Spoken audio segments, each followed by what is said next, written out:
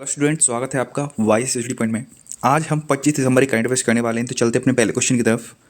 आज का हमारा पहला क्वेश्चन है, हाल ही में केंद्र सरकार ने नो डिटेंशन पॉलिसी को समाप्त कर दिया, इसका संबंध किससे है? रोजगार, शिक्षा, रक्षा या व्यापार? तो इस क्वेश्चन का राइट आंसर हो जाएगा आपका ऑप्शन नंबर बी, शिक्षा। तो नो डिटेंशन पॉलिसी का संबंध किससे है? शिक्षा से है। तो इसके तहत होता क्या है, जैसे कि अभी तक क्या चल रहा था कि अगर कोई बच्चा 8th क्लास में 5th क्लास में अगर फेल भी हो जाता है तो बच्चे को प्रमोट कर दिया जाएगा। बट अब ऐसा नहीं होगा। अगर वो फेल हो गया है तो उसको 2 महीने बाद टेस्ट देना होगा, एक परीक्षा देनी होगी फिर से। अगर उसको पास कर लेता, उत्तीर्ण कर लेता है तो उसको आगे भेजा जाएगा, अन्यथा उसको डेन कर लिया जाएगा। उसी क्लास में उसको दोबारा से पढ़ाई करनी होगी। जान लेते हैं इसके बारे में। और केंद्र सरकार ने 23 दिसंबर को नो डिटेंशन पॉलिसी खत्म कर दी और 5वीं और 8वीं क्लास के एग्जाम फेल होने वाले स्टूडेंट्स को प्रमोट नहीं किया जाएगा। पहले इस नियम के तहत फेल होने वाले स्टूडेंट्स को अगली क्लास में प्रमोट कर दिया जाता था। नए फैसले के तहत फेल होने वाले स्टूडेंट्स 2 महीने के अंदर दोबारा परीक्षा देने का मौका दिया जाएगा। अगर वो दोबारा फेल होते हैं तो उन्हें प्रमोट नहीं किया जाएगा। नई नीति का मकसद जो है वो स्टूडेंट्स को सीखने की क्षमता को बढ़ावा देना है। नेक्स्ट क्वेश्चन पर आते हैं। नेक्स्ट क्वेश्चन क्या है, दिसंबर 2024 में युद्धपोत आईएनएस नीलगिरी और आईएनएस सूरत भारतीय सेवा में शामिल किया गया। इसका निर्माण किसने किया? तो आईएनएस नीलगिरी और आईएनएस सूरत, इनका निर्माण किया गया, इनको शामिल किया गया है। तो इनका निर्माण किसने किया, ये आपसे पूछा गया है। इनको हाल ही में भारतीय सेवा में शामिल किया गया है, तो इनका निर्माण पूछा गया है, किसने इसका निर्माण किया है। ऑप्शन हैं Mazagon Dock Ship Builders Limited Mumbai, Garden Reach Ship Builders and Engineers Kolkata, Goa Shipyard Limited Goa, या फिर कोचिन शिपयार्ड कोच्चि। तो इस क्वेश्चन का राइट आंसर हो जाएगा आपका option number A, Mazagon Dock Ship Builders Limited Mumbai. तो इन्होंने इसका निर्माण किया है दोनों का। इसके बारे में और जान लेते हैं। Currently 2 warships have been inducted in Indian Navy. तो ये 2 शिप्स को इंडक्ट किया गया है, यानी कि कमीशन किया गया है, आईएनएस नीलगिरी और INS Surat. And these have been build by Mazagon Dock Ship Builders Limited. तो इनको Mazagon Dock Ship Builders Limited के द्वारा बनाया गया है और ये कहाँ पर है? मुंबई में है। आईएनएस नीलगिरी की बात करें, this is the first frigate ship of 17A class. तो प्रोजेक्ट 17A क्लास का ये पहला फ्रिगेट है INS Nilgiri. INS Nilgiri, this is a type of warship which is ready to protect against any type of attack in sea and surface attacks। तो तीनों प्रकार के जो अटैक्स हो सकते हैं, पानी में या फिर हवा में या फिर सरफेस अटैक्स, उन सबसे प्रोटेक्ट करता है। INS सूरत की बात करें, this is the 4th INS destroyer of project 15B। तो प्रोजेक्ट 15B का ये 4th INS है। कौन सा? INS सूरत। और ये मिसाइल डिस्ट्रॉयर है। फर्स्ट 3 डिस्ट्रॉयर्स INS जो पहले, इससे पहले 3 डिस्ट्रॉयर्स हैं, उनका नाम क्या है? INS विशाखापत्तनम, INS मुर्मुगांव और INS Imphal. This is also a type of warship which is specially design to destroy enemies warships and aircrafts. इसको डिजाइन किया गया है एनिमी यानी कि शत्रु के वॉरशिप्स और एयरक्राफ्ट को डिस्ट्रॉय करने के लिए। नेक्स्ट क्वेश्चन, हाल ही में रण उत्सव कहाँ मनाया गया? मध्य प्रदेश, राजस्थान, गुजरात और हरियाणा। तो इस क्वेश्चन का राइट आंसर हो जाएगा आपका ऑप्शन नंबर सी, गुजरात। तो गुजरात में रण उत्सव मनाया गया। इसके बारे में और जान लेते हैं। रण कच्छ ऑफ रण कहाँ पर है? ये गुजरात में है और यहीं पर ये रण उत्सव मनाया जाता है गुजरात में। अब और इम्पोर्टेंट फेस्टिवल देख लेते हैं। तो ओणम जो है वो केरला में मनाया जाता है। केरला में त्रिशूर पूरम, अट्टुकल पोंगल, मकर विलक्कू, विशु महोत्सव और पहला अंतर्राष्ट्रीय समुद्र तट महोत्सव। तो ये सब कहाँ मनाए गए हैं? केरला में मनाए गए हैं। ओणम, त्रिशूरपुरम, अट्टुकल पोंगल, मकर विलक्कू, विशु और पहला अंतर्राष्ट्रीय समुद्र तट महोत्सव। अंडोरी महोत्सव कहाँ मनाया गया? तो उत्तराखंड मनाया गया। हरेला उत्तराखंड में, हरेली छत्तीसगढ़ में, चापचारकुट मिजोरम में, होजागिरी त्रिपुरा में, हॉर्नबिल नागालैंड में, पक्के पाग अरुणाचल प्रदेश में, सिरुलिली मणिपुर में, लोसर लद्दाख में और अरुणाचल प्रदेश में, और लोसांग सिक्किम में। नेक्स्ट क्वेश्चन पर आते हैं। हाल ही में जीएसटी काउंसिल की 55वीं बैठक कहाँ हुई? उदयपुर, जैसलमेर, अहमदाबाद या मुंबई। तो इस क्वेश्चन का राइट आंसर हो जाएगा आपका ऑप्शन नंबर बी, राजस्थान के जैसलमेर में जीएसटी काउंसिल की 55वीं बैठक हुई। अब जीएसटी से बात हुई है तो जीएसटी से संबंधित जो भी मेन फैक्ट्स हो सकते हैं या फिर जो एक तरीके से जो महत्वपूर्ण उसके तथ्य हैं उनको देख लेते हैं। जीएसटी लागू करने वाला पहला देश कौन सा था? तो फ्रांस था। यह संविधान संशोधन यानी कि संविधान संशोधन था, संविधान विधेयक 122वां संविधान संशोधन विधेयक था जिसके तहत ये पारित किया गया था। यानी कि जो संविधान संशोधन विधेयक लेकर आया गया था तो वो 122वें नंबर का था, और जो संशोधन पास हुआ था वो 101 नंबर का था, जिसके तहत ये पारित हुआ। और विधेयक कौन सा था? 122वां विधेयक था। ये भी याद रखना है आपको। नेक्स्ट बात करें, जीएसटी को भारत में पारित करने वाला पहला राज्य कौन था? तो ये असम था। भारत का जीएसटी किस देश के मॉडल पर आधारित है? तो कनाडा के मॉडल पर आधारित है। भारत में जीएसटी कब लागू हुआ? तो 1 जुलाई 2017 में लागू हुआ। भारत में जीएसटी लागू करने का सुझाव किसने दिया था? तो विजय केलकर समिति ने दिया था। सर्वप्रथम जीएसटी बिल का प्रारूप तैयार करने वाली समिति के अध्यक्ष कौन थे? तो असीम दास गुप्ता थे। जीएसटी की दरें कितने प्रकार की हैं? तो 5 प्रकार की हैं। 0%, 5%, 12%, 18% और 28%। तो 0% तो ये कुछ भी प्रोडक्ट नहीं होते, उन पर भी लगी रहती है, जैसे कि नैपकिन वगैरह होती हैं, सैनिटरी नैपकिन्स वगैरह, और जैसे कि जिन पर सरकार उन्हें प्रमोट करना चाहती है तो 0% उन पर लगाती है।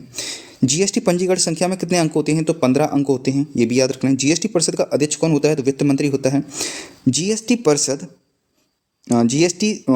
सीमा शुल्क और जीएसटी संग्रहालय का उद्घाटन कहाँ पर हुआ? तो गोवा के पणजी में हुआ। नेक्स्ट क्वेश्चन, बाजरे के आटे से बने खाद्य पदार्थों पर जीएसटी दरों को 18% से घटाकर कितना कर दिया गया? 5% कर दिया गया। ये भी पूछा जा सकता है आपसे। जीएसटी परिषद के अध्यक्ष कौन होता है? वित्त मंत्री होता है, हमने वो देख ही लिया। जीएसटी परिषद की स्थापना किस अनुच्छेद के तहत की गई है? तो 279A यानी 279A के तहत की गई है। सभी online gaming, casino, horse riding और जीएसटी पर जीएसटी बढ़ाकर कितनी कर दी गई है? 28% कर दी गई है। कैंसर की दवाओं पर जीएसटी रेट 12% से घटाकर 5% कर दी गई है। तो ये भी याद रखना है आपको। देख लेते हैं किस पर कितना परसेंट जीएसटी लगता है। तो 0% किस पर लगता है? वह वस्तुएं जो आवश्यक हैं, जैसे ताजे फल, सब्जियां और सैनिटरी नैपकिन्स वगैरह।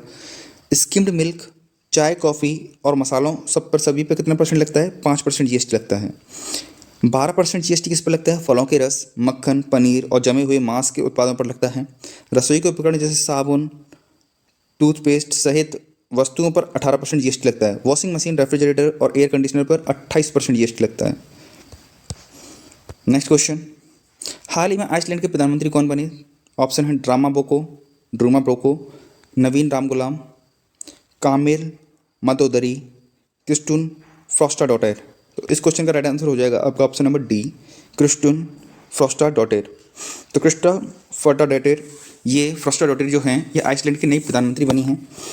अब बात आइसलैंड की हुई तो आइसलैंड के बारे में जान लेते हैं। आइसलैंड की कैपिटल क्या है? रेकजाविक है। और करेंसी क्या है इसकी? आइसलैंडिक क्रोना है। इसको land of fire and ice कहा जाता है। ग्लोबल पीस इंडेक्स में, वैश्विक शांति सूचकांक में ये पहले नंबर पर है, और अपना भारत 116वें नंबर पर है। तो ये भी याद रखना है आपको। अब बात प्रधानमंत्री नियुक्ति की हुई है, तो देख लेते हैं इंपॉर्टेंट जो अपॉइंटमेंट हुई हैं देश में, विभिन्न देशों में जो भी इंपॉर्टेंट अपॉइंटमेंट्स हुई हैं उनके बारे में देख लेते हैं। तो बोत्सवाना के राष्ट्रपति कौन बने हैं? डूमा बोको बने हैं। मॉरिशस के प्रधानमंत्री कौन बने हैं? तो नवीन रामगुलाम बने हैं। एडीबी यानी कि एशियन डेवलपमेंट के 11वें प्रेसिडेंट कौन बने हैं? तो मसातो कांडा बने हैं। वियतनाम के राष्ट्रपति कौन बने हैं? लुओंगकोंग बने हैं। इंडोनेशिया के नए राष्ट्रपति कौन बने हैं? Prabowo Subianto. श्रीलंका के प्रधानमंत्री कौन बने हैं? हरिनी अमरसूरिया। श्रीलंका के प्रेसिडेंट कौन बने हैं? अनुराग कुमार दशनायके। अल्जीरिया के उपराष्ट्रपति कौन बने हैं? अब्देल मजीद तब्यानोई। थाईलैंड के प्रधानमंत्री कौन बने हैं? पेंटोगटान सिनावात्रा। तुनिशिया के प्रधानमंत्री कौन बने हैं? कामिल मतोदरी। एस्टोनिया के कौन बनी हैं? तो क्रिस्टन मिशेल बनी हैं। ईरान के प्रेसिडेंट कौन बने हैं? मसूद पेजेस्कियान। और यूके के प्रधानमंत्री कौन बने हैं? कीर स्टामर। नीदरलैंड्स के प्रधानमंत्री कौन बने हैं? डिक सूफ। आइसलैंड की राष्ट्रपति कौन है? तो हल्ला टॉम्सिडिटर। आइसलैंड के राष्ट्रपति की बात हो रही तो हल्ला टॉम्सिडिटर, और उनके बारे में हमने देख ही लिया। जो प्रधानमंत्री बनी हैं वो कौन बनी हैं? तो वो क्रिस्टुन फ्रॉस्टाडोस्टर बनी हैं, वो आपको याद रखना है। साउथ अफ्रीका के राष्ट्रपति कौन बने हैं? तो सिरिल रामाफोसा बने हैं।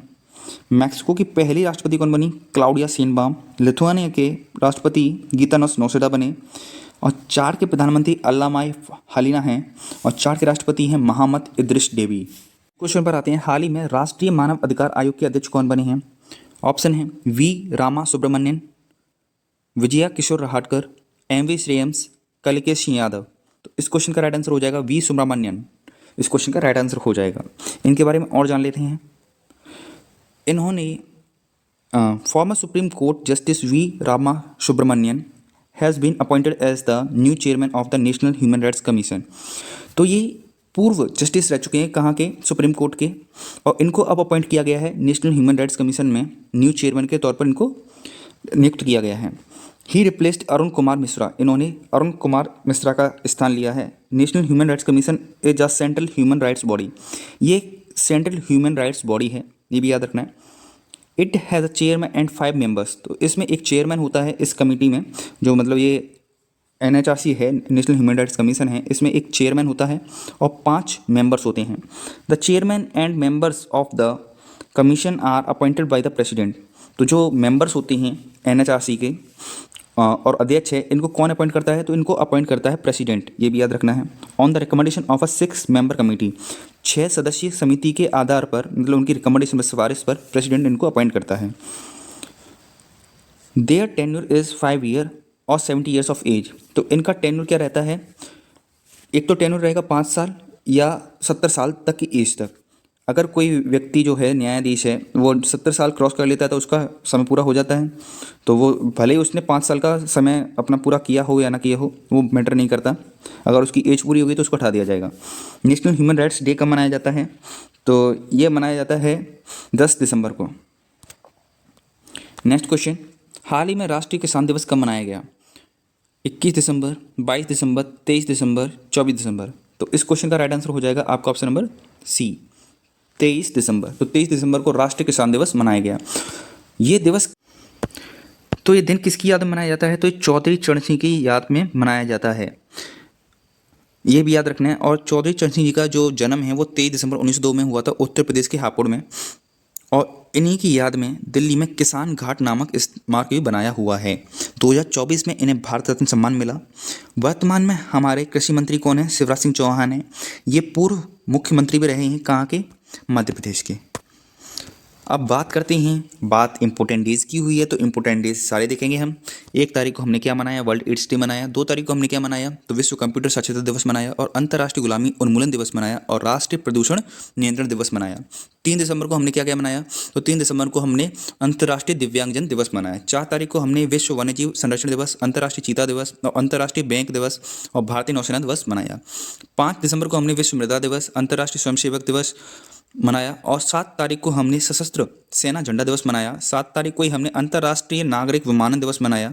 9 तारीख को हमने अंतर्राष्ट्रीय भ्रष्टाचार विरोधी दिवस मनाया। 10 तारीख को हमने विश्व मानव अधिकार दिवस मनाया। 11 तारीख को हमने विश्व पर्वत दिवस मनाया। 12 तारीख को हमने सार्वभौमिक स्वास्थ्य कवरेज दिवस मनाया और 12 दिसंबर को ही हमने अंतर्राष्ट्रीय तटस्थता दिवस यानी कि इंटरनेशनल न्यूट्रलिटी डे मनाया हमने। और 14 तारीख को हमने राष्ट्रीय ऊर्जा संरक्षण दिवस मनाया।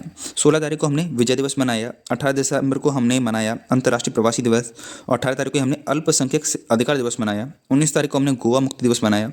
20 तारीख को हमने अंतर्राष्ट्रीय मानव एकजुटता दिवस मनाया और 21 तारीख को हमने विश्व ध्यान दिवस मनाया। तो ये कुछ इंपॉर्टेंट डेज थे जो हमने देखे। नेक्स्ट क्वेश्चन पर आते हैं। हाल ही में उत्तर प्रदेश ने भारत सरकार के एक भारत श्रेष्ठ भारत कार्यक्रम के तहत किस राज्य के साथ समझौता किया? Uttar Pradesh signed an agreement with which state under Ek Bharat Shreshtha Bharat program of government of India? Haryana, Tripura, Telangana, Manipur. तो इस क्वेश्चन का राइट आंसर हो जाएगा ऑप्शन नंबर डी, मणिपुर। तो हाल ही में उत्तर प्रदेश ने मणिपुर के साथ मिलकर एक समझौता किया है एक भारत और श्रेष्ठ भारत के लिए। अब देख लेते हैं इसके बारे में। और उत्तर प्रदेश और मणिपुर सरकार ने एक भारत और श्रेष्ठ भारत को लागू करने के लिए एक समझौता ज्ञापन पर हस्ताक्षर किए हैं। ये लखनऊ और उत्तर प्रदेश में हो रहा है। लखनऊ मतलब उत्तर प्रदेश के अंदर लखनऊ में हो रहा है। मणिपुर तीसरा राज्य है जिसके साथ उत्तर प्रदेश ने एक भारत श्रेष्ठ भारत कार्यक्रम के तहत समझौता किया है। इससे पहले भारत जो उत्तर प्रदेश है वो अरुणाचल प्रदेश और मेघालय के साथ भी ये कर चुका है। एक भारत और श्रेष्ठ भारत की जो मुहिम है उसको कर चुका है। मध्य प्रदेश के साथ इसी तरह के समझौते के बाद मणिपुर के लिए यह किसी राज्य के साथ दूसरा समझौता था। इसके तहत क्या होना है, एक भारत और श्रेष्ठ भारत के तहत क्या है कि इससे आदान प्रदान होता है सांस्कृतिक कार्यक्रम से, त्यौहार से, भाषा, साहित्य, भोजन वगैरह। इनसे क्या होता है, एक दूसरे का जो कल्चर होता है वो ट्रांसफ़र होता है। जैसे मणिपुर के लोग यहाँ पर आएंगे उत्तर प्रदेश में, उत्तर प्रदेश के लोग वहाँ जाएंगे, तो इससे क्या होगा, सांस्कृतिक कार्यक्रमों के तहत हम एक दूसरे की संस्कृति जानते हैं, जिससे कि एक भारत और श्रेष्ठ भारत की मुहिम आगे चलती है। एक भारत और श्रेष्ठ भारत के लिए नोडल मंत्रालय कौन सा है, तो केंद्रीय शिक्षा मंत्रालय नोडल मंत्रालय है। नेक्स्ट क्वेश्चन, थोड़ा सा देख लेते हैं। फेस्टिवल्स की बात हुई तो फेस्टिवल के बारे में देख लेते हैं। संगई फेस्टिवल, लाई हरोबा फेस्टिवल, नट संकीर्तन उत्सव, याओसांग और योसांग उत्सव, हुनथोड़ो महोत्सव, सुमंग लीला उत्सव, गान नगाई उत्सव, सुरुई लिली महोत्सव, कचाई लेमन फेस्टिवल, लामलाई फेस्टिवल और मेरा हो चोंगबा उत्सव और निंगोल चक्कोबा त्यौहार, ये सब कहाँ के हैं? तो ये सब हैं कहाँ के? मणिपुर के। ये याद रखोगे, ये मणिपुर के हैं सारे के सारे जो फेस्टिवल्स हैं। नेक्स्ट क्वेश्चन पर आते हैं। तो नेक्स्ट क्वेश्चन क्या कह रहा है हमारा? नेक्स्ट क्वेश्चन पर देख लेते हैं। 18वें India state of forest report के अनुसार कौन सा राज्य क्षेत्रफल की दृष्टि से सर्वाधिक वन आवरण वाला राज्य है?